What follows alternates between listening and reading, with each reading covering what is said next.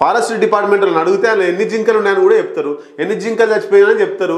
Forest అధికారి కూడా చెప్పిండు కుక్క దాడి చేసింది జింక మీద అని చెప్పేసి మనం లైవ్లో కూడా వీడియో చూపెట్టినాం. ఇక అంతకంటే సాక్ష్యం ఏం కావాలి? ప్రభుత్వంలో ఉండేటువంటి పెద్దలు, డిప్యూటీ సీఎం, ఎంపీ, ఇక రాష్ట్ర కాంగ్రెస్ పార్టీ అధ్యక్షుడు వీళ్ళు జింకలు లేవేం లేవని మళ్ళీ వాదిస్తారు. ఉన్నా కూడా రైట్. ఇక్కడ 10 అంశాల మీద మొత్తం మీద ఢిల్లీ నుంచి వచ్చినటువంటి సాధికార కమిటీ నిన్న చర్చ చేసింది. అంశాల మీద సమాచారం సేకరించిందట. మొత్తం మీద అధికారులతోటి ఒకసారి సమావేశమయ్యారు, అట్లాగే విద్యార్థులతోటి హెచ్సియు విద్యార్థులతోటి ఒకసారి సమావేశమయ్యారట. మొత్తం మీద అటవీ భూమి కాదు ఇది, అడవి కాదు ఇది, అడవికి దీనికి సంబంధం లేదు అన్నారు. దాన్ని ఏమన్నారు మరి? రికార్డుల్లో ఏం నమోదైందంటే కాంచా అస్తంబల్ పోరంబోకు సర్కారు అని నేనైతే ఫస్ట్ టైం వింటున్నా. మరి అది అసైన్డ్ భూమి అని అవి రకరకాలుగా ఉంటాయి, కానీ ఈ కాంచా అస్తంబల్ పోరంబోకు సర్కార్ అని రెవెన్యూ రికార్డులో స్పష్టంగా ఉందని వెల్లడించారట. మొత్తం మీద దానికి సంబంధించి రెవెన్యూ రికార్డులు ఏమున్నాయో అవి ఇవ్వచ్చు. ఇక్కడ మరి వాస్తవంగా చిన్నది మనం చెప్పినాం, మనం 125 ఎకరాల్లో చెట్లు ఉంటే అడవే. Simple logic. ఈ కేంద్ర ప్రభుత్వం, రాష్ట్ర ప్రభుత్వం, రేవంత్ రెడ్డి, ఫారెస్ట్ డిపార్ట్మెంట్లో ఎవరు ఇవ్వాల్సిన అవసరం లేదు. యాజ్ పర్ రూల్ ప్రకారం 125 ఎకరాలలో చెట్లు ఉంటే దాన్ని అడవి అంటారు. 400 ఎకరాలలో చెట్లు ఉంటే ఏమంటారు? ఎప్పుడు మీరే ఇది మొత్తం మీద నిన్న తీసుకుపోయి ఇక సుప్రీంకోర్టుకు వీళ్ళు నివేదిక ఇస్తారు. నివేదిక ఇచ్చిన తర్వాత అప్పుడు రేవంత్ రెడ్డికి రిజల్ట్ వస్తుంది. ఇక దాన్ని చేయాలా వద్దా అనేటువంటిది రిజల్ట్ వస్తుంది. టాప్ 10 వర్సిటీలో సగం 500 ఎకరాల లోపే.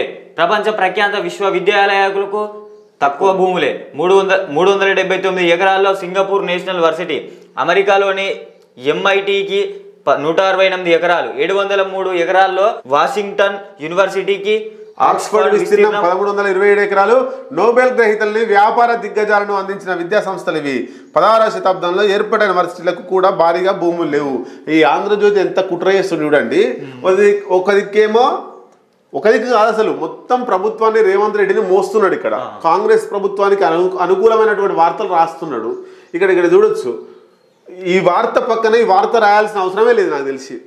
కావాల్సింది హెచ్సియు భూములు, హెచ్సియుకే ఉండాలని చెప్పేసి పెద్ద ఎత్తున ఆందోళన నడుస్తుంది. ఆ అంశాన్ని పక్కదో పట్టియడానికి ఏదో రాసినామా అంటే విచారణకు వచ్చిరని ఒక ఫోటో వేసి ఇక ఇద్దరిని కూర్చోబెట్టి ఈ ఫోటో వేసి దీంట్లో మళ్ళా ప్రభుత్వానికి అనుగుణంగానే వార్తలు రాసిండు ఇలా. రైట్, ఓకే, వదిలేద్దాం. ఇంకా దరిద్రం ఏంది? ఈ వార్త రాయడం అవసరమా? ఆంధ్రజ్యోతి రాధాకృష్ణకు రేవంత్ రెడ్డి ఎన్ని పైసలు ఇచ్చిండు? కాంగ్రెస్ పార్టీ ఎన్ని పైసలు ఇచ్చింది? వేరే దగ్గర 500 ఎకరాలు లేదంట. ఏ యూనివర్సిటీకి 500 ఎకరాలు లేదు. టాపు 703 ఎకరాల్లో వాషింగ్టన్ యూనివర్సిటీ ఉందట, అమెరికాలో ఉన్నటువంటి వాషింగ్టన్ యూనివర్సిటీ. దానికి అంటే అంత ఆయన ఉద్దేశం ఏంది? అంత పెద్ద రాష్ట్రం, ఆ దేశము అంత పెద్దగా డబ్బులు, మంచి టెక్నాలజీ ఉన్నటువంటి రాష్ట్రంలోనే యూనివర్సిటీకి 703 ఎకరాలే ఉంది. ఈ తెలంగాణలో హెచ్సియుకి 1200 1300 ఉన్నట్టు 1600 ఉంది. దానికి అంత అవసరమా అనేది రాధాకృష్ణ ఉద్దేశం. ఎంత విషయంగా చూడండి రాధాకృష్ణ. అసలు ఈ వార్త రాయాల్సిన అవసరమే లేదు రాధాకృష్ణకు. హెచ్సియు పక్కన ఈ వార్త రాయాల్సిన అవసరం లేదు. ఆడ ఒక్క ఎకరమే ఉంటుంది, వాళ్ళకి భూమి ఉండదు అమెరికాలో. మన దగ్గర భూమి లేదా అంటే రాధాకృష్ణ ఉద్దేశం ఏంది? రేవంత్ రెడ్డి తీసుకుపోయిగా నేను నీకు సపోర్టు అని నాకు కొంచెం ఇవని ఉద్దేశమా? అంటే రాధాకృష్ణ అన్నీ కూడా విషం చిమ్మే వార్తలే ఉంటాయి. ఆయన జర్నలిజము ఎవరు అధికారంలో ఉంటే వాళ్ళకు అనుకూలంగా మారిపోతూనే ఉంటాడు. ఊసరివెల్లి కంటే దరిద్రంగా తయారైండు వేమూరి రాధాకృష్ణ. కాబట్టి ఈ విషం చిమ్మే వార్తల్ని బంద్ చేయి. టాప్ 10 యూనివర్సిటీలలో వాళ్ళు ఏమనే చేసుకుంటారు, సంబంధం లేదు. తెలంగాణలో ఉండేటువంటి హెచ్సియు భూమి గురించి మీరు మాట్లాడండి. ఈ వార్త పక్కన ఈ వార్త రాయాల్సిన అవసరం లేదు. ఇంకోసారి రాయొద్దు.